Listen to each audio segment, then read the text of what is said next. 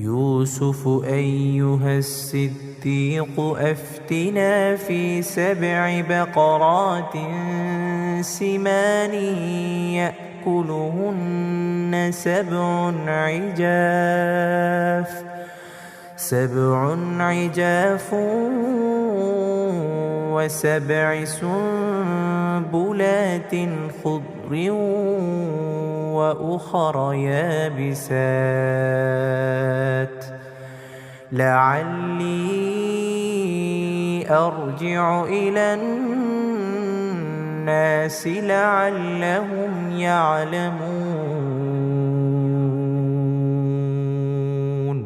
قال تزرعون 7 سنين دأبا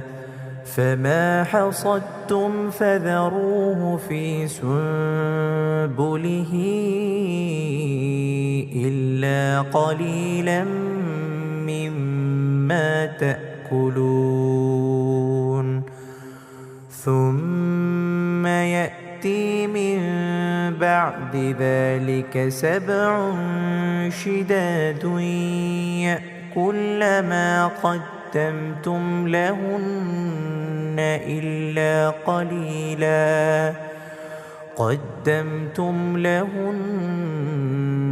إلا قليلا مما تحصنون ثم يأتي من بعد ذلك عام فيه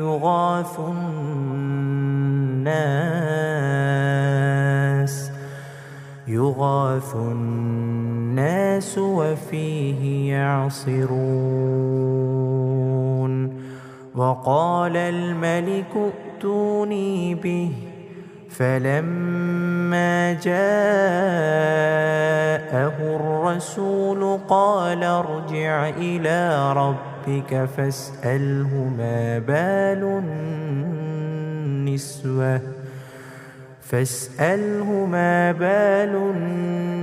النسوة اللاتي قطعن أيديهن إن ربي بكيدهن عليم